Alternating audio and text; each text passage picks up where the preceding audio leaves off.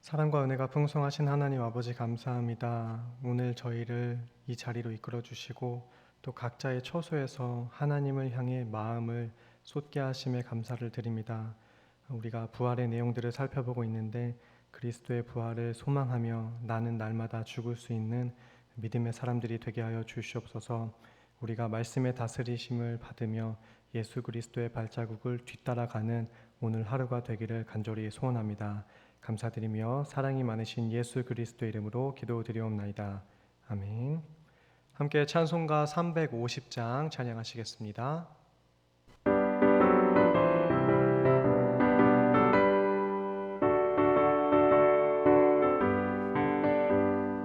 우리들이 싸울 것은 혈기 아니요 우리들이 싸울 것은 육체 아니요 마귀 권세 맞서 싸워 깨쳐버리고 죽을 영혼 살릴 것일세. 한 마음으로 힘써 나가세. 한 마음으로 힘써 싸우세. 악한 마귀 군사들과 힘써 싸워서 승전보를 울리기까지.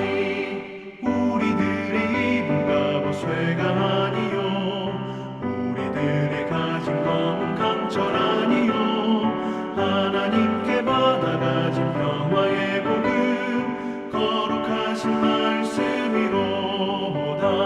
한 마음으로 힘써 나가세. 한 마음으로 힘써 싸우세. 악한 마귀 군사들과 힘써 싸워서 승전보를 울리기까지.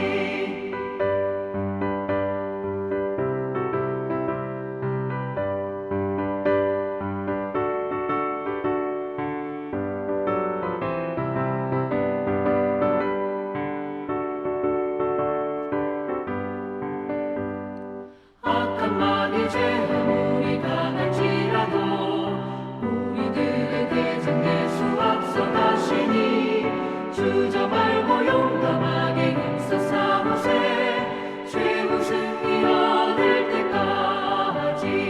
한 마음으로 힘써 나가세. 한 마음으로 힘써 싸우세.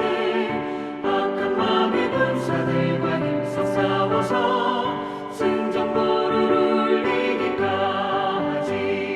죄악 중에 빠진 사람 죄를 뉘우쳐 십자가에 달린 예수 믿기만 하면 위태한 데 빠진 영혼 구원 얻어서 천국 백성 될 것임일세.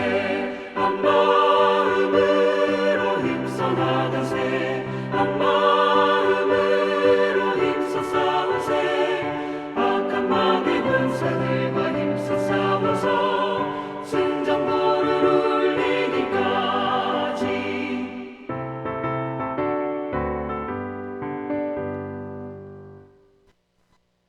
오늘 함께 읽으실 말씀은 고린도전서 15장 35절부터 49절까지의 말씀입니다. 고린도전서 15장 35절부터 49절까지의 말씀을 제가 봉독해 올리겠습니다. 누가 묻기를 죽은 자들이 어떻게 다시 살아나며 어떠한 몸으로 오느냐 하리니 어리석은 자여 내가 뿌리는 씨가 죽지 않으면 살아나지 못하겠고 또 내가 뿌리는 것은 장래의 형체를 뿌리는 것이 아니요 다만 밀이나 다른 것의 알맹이 뿐이로되 하나님이 그 뜻대로 그에게 형체를 주시되 각 종자에게 그 형체를 주시느니라. 육체는 다 같은 육체가 아니니 하나는 사람의 육체요 하나는 짐승의 육체요 하나는 새의 육체요 하나는 물고기의 육체라.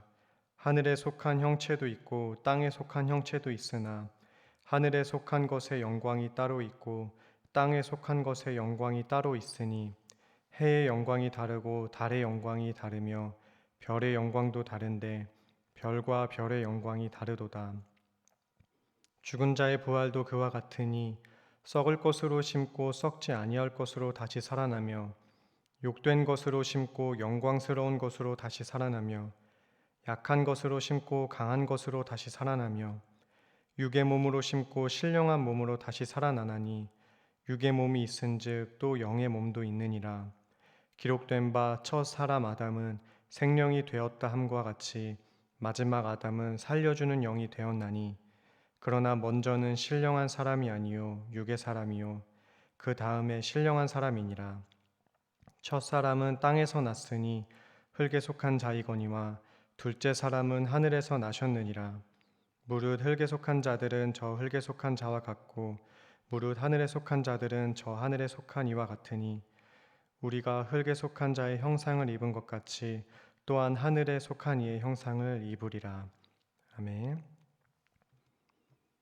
오늘 본문은 35절에서 시작되는 질문에 대한 답변의 내용입니다. 35절에서 어떤 고린도 교인이 두 가지 질문을 했습니다. 사람이 죽어 땅에 묻힌 시신은 썩어서 소멸되는데 어떻게 죽은 사람이 다시 살아날 수 있는지, 또 그 몸은 어떠한 모습일지를 물었습니다. 36절에서 바울은 대답을 이렇게 시작합니다. 어리석은 자여. 갈라디아서 3장에서도 갈라디아 교회에 다른 복음이 들어왔을 때 거기에 미혹되어 가는 이들에게 바울은 어리석도다 훈계를 하는데요. 당시 성경에 반하는 헬라인들의 가르침이 지혜롭다고 생각했던 사람들의 무지를, 그 어리석음을 지적하고 있습니다.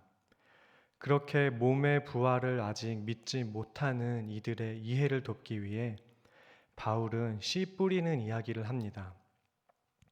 이 비유는 과학적이고 생물학적인 설명이 아니라 눈에 보이는 현상을 빗대어 설명하고 있습니다.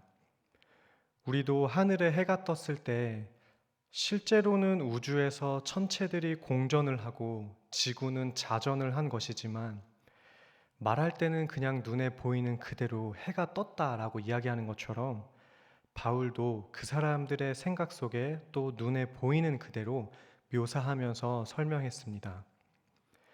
지금도 그렇지만 시신이 땅 속에 묻힐 때 사람이 죽어 있기 때문에 묻는 것처럼 당시 사람들도 어떤 생명체이든지 땅 속에 묻히는 것은 생명이 죽는 것이라고 보았습니다. 식물들도 마찬가지여서 씨앗을 심으면 씨는 죽고 새싹이 새롭게 움트는 것으로 이해했습니다. 씨를 뿌리면 그 씨앗은 죽고 썩습니다. 하지만 소멸되는 것이 아니라 열매를 내면서 다시 새로운 생명을 이룹니다. 바울은 이런 현상을 가지고 부활을 설명하고 있습니다. 우리 육신은 썩겠지만 썩지 않을 것으로 다시 살아난다는 것입니다. 그래서 우리는 이 땅에서 하나님 나라의 통치로 살아가는 것에 충실해야 하면서도 동시에 이 땅이 전부는 아니라는 나그네 의식을 가질 수 있습니다.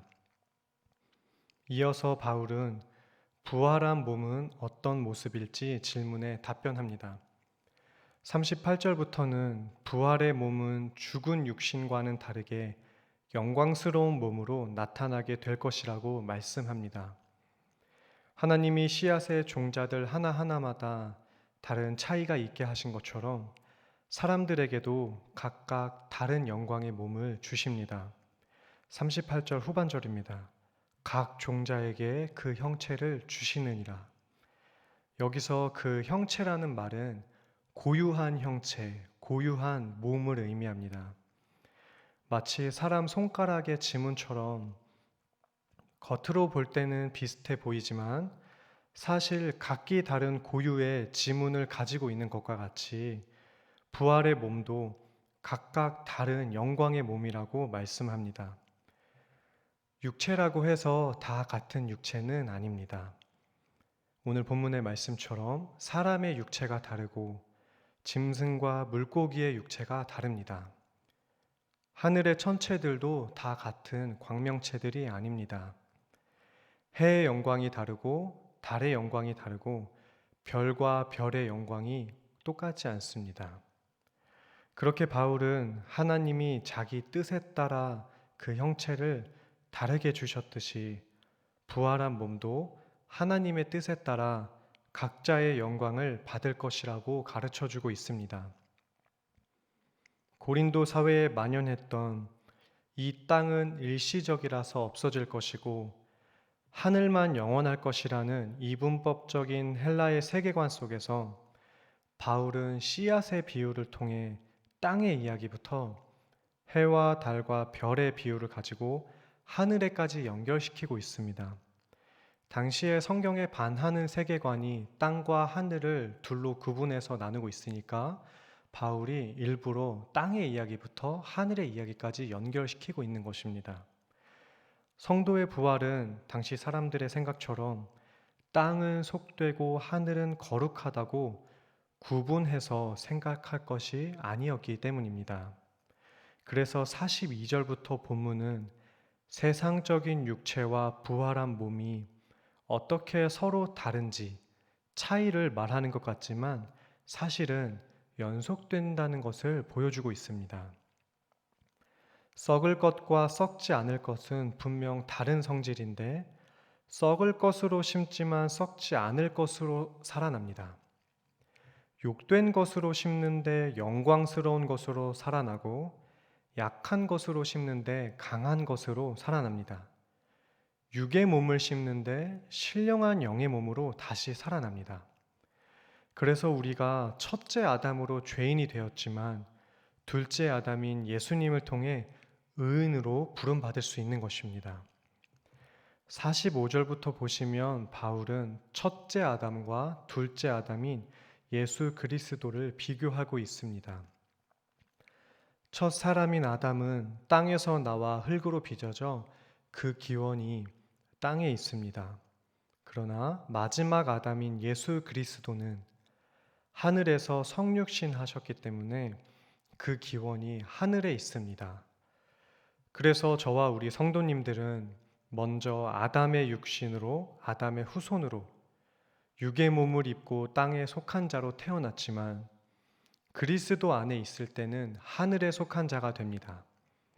이 모든 구원의 역사가 예수 그리스도의 부활이 있었기 때문에 가능한 것입니다.